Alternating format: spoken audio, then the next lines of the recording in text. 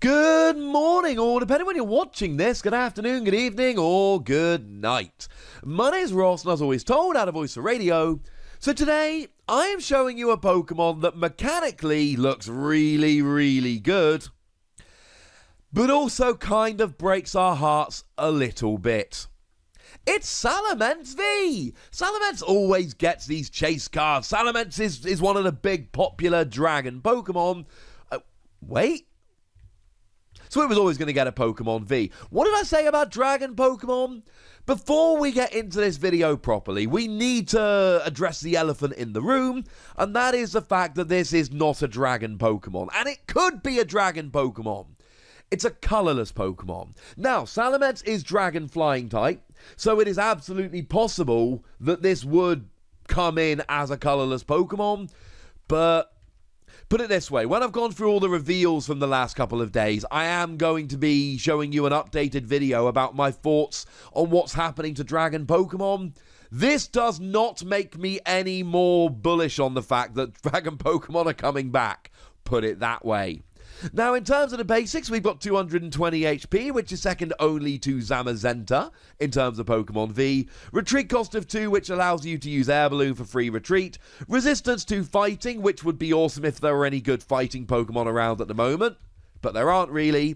And a weakness to lightning, which means you are weak to Pikachu and Zekrom. But having said that, I don't know, everyone's weak to something, aren't they?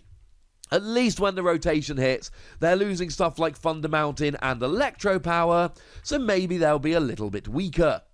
And you're a colourless Pokemon, which means you get no advantages. Like, even down to the point you use colourless energy, but you can't use triple acceleration energy because you're not an evolved Pokemon, and you can't use twin energy because you're a Pokemon V, and you're not hitting anything for weakness because you're colourless. See where I'm going with this? Boo! We do like the HP though, so that's alright. We also really like the first attack, Crossing Flight. This attack does 30 damage to each of your opponent's Pokemon. And when it comes to spreading damage around at the moment, I think this is now the best option we've got. I think this comes in day one straight away as the very best option we've got for spreading damage around our opponent's Pokemon. It is colourless energy, we'll get to that in a moment. It is a basic Pokemon, that helps a lot. And then you're spreading damage around to everything.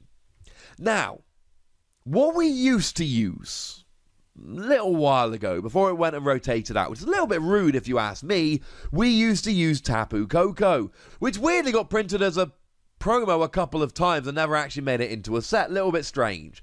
Then this was 2 colourless energy, 20 damage to each of your opponent's Pokemon with free retreat. So there's already a bunch of advantages Tapu Koko had. Double colourless energy was a thing back then, and this could use it. And it had free retreat. But it only did 20 to each Pokemon, and it had 110 HP. This does 30 to each Pokemon, and it's got 220 HP. So the theory here is incredibly simple. This is an early game Pokemon. This is a whack it out nice and early and try and just spread loads and loads of damage around in the early game while you're setting up those other Pokemon you've got. You end up with something like a Snorlax V Max, 340 HP, and the rest of your Pokemon are going, oh no man, 340 HP, that's too much. I can't KO this. And then Salamence comes in and goes, don't worry boys, I got your back, I will whittle it down. And as soon as you've attacked once, everything's got 30 less HP. You attack twice, 60 less HP. 3 times, 90 less HP. And what you're doing is you're putting your opponent on a clock. And you're basically saying to your opponent, if you don't start attacking now and take out Salamence, I mean, if your opponent takes 3 turns to take out Salamence, all of their Pokemon have 90 damage on. If we're looking at stuff like Malamar, which admittedly is going to rotate out, or Cinccino, which is not, they're being KO'd. Even fully evolved, they're being KO'd. Evolution decks are going to have to start evolving very quickly, or they're all getting KO'd before they get a chance to roll. Any Lily's Pokédoll that may have hit the field, they're all getting KO'd the first time you attack with this. And although you're not necessarily going to be KOing Vs and VMAXs and Tag Team GXs and all of that, not unless your opponent has a really bad start, You are going to be putting pressure on them. You are going to be bringing them down to the stage where you can KO. Now, my favourite use for this, quite frankly, is Welder. I think Welder is where we're going to go here, because Welder lets you attach 2 fire energy to it, then you attach 1 from your hand, and you're off and rolling straight away. In terms of accelerating energy, Welder really is my favourite here. Malamar is a stage 1 and is rotating out. Metal Saucer doesn't work because you're a colourless Pokemon. You can't use Twin or Triple Acceleration Energy, etc. So I do think your best option here is Welder. There's plenty of others out there, something like the Hydreigon we keep mentioning lately that lets you attach as many Darkness Energy as you like, in the same way as Emboar let you attach as many Fire Energy as you like, but that's a stage 2. And my theory here, the way I'm thinking about Salamence is, it is an early game Pokemon. It is a Pokemon that you play, preferably turn 1 going second. You go second, your opponent's had 1 turn, but they've not got a huge amount going, because turn 1 going first, you're not allowed to attack, and you're not allowed to play a supporter. And then you just start spreading 30, 30, 30, 30, 30, 30, 30, 30, 30. And then your opponent is under so much pressure that they end up not being able to cope. That's where I see Salamence coming in here. And all it does to your opponent is put them on a clock and force them to have to get going right now. It forces them to evolve Pokemon earlier than they would want to, i.e. dedicating resources to evolving they'd rather dedicate somewhere else, so that they don't end up losing their Pokemon. And if they don't KO Salamence quickly, it's all over. I mean, if we look at the other spreading Pokemon we've got around at the moment, as far as I'm concerned, there are 2 decent options for spreading Pokemon, but neither of them are a patch on this. We've got Lurantis, which looked really good when it came out in Japan. 1 colourless energy, 10 damage to each of your opponent's Pokemon. But in the next set in Japan, but also Unified Minds over here, same set as Lurantis, Noivern, free retreat, 1 colourless energy, 20 to each of your opponent's Pokemon. Now, given that Noivern came out in Unified Minds, what makes me think Salamence is going to be so much better when Noivern hasn't really seen much play at all? 2 reasons. 30 damage rather than 20, that adds up quickly. It's a 3-hit KO on a Chinchino rather than a 5-hit KO. It's a 2-hit KO on Pidgeotto rather than a 3-hit KO, etc. It makes a difference. And secondly, turn 1. Imagine facing down a deck. You have 1 turn, you get a couple of basics out, and your opponent just goes Welder, Energy, 30 to everything. And you know they're going to keep doing that until you take down that 220 HP Salamence. And of course, if you put this in a deck with something like Reshiram and Charizard basically caps out at something like 230 damage. Which is good against a lot of stuff. It's not good against tag teams and VMAXs. So, time you attack twice with Salamence, you're essentially hitting 290 with Reshiram and Charizard. 3 times 320, 4 times 350, and that's everything. 350 will take down a Snorlax VMAX.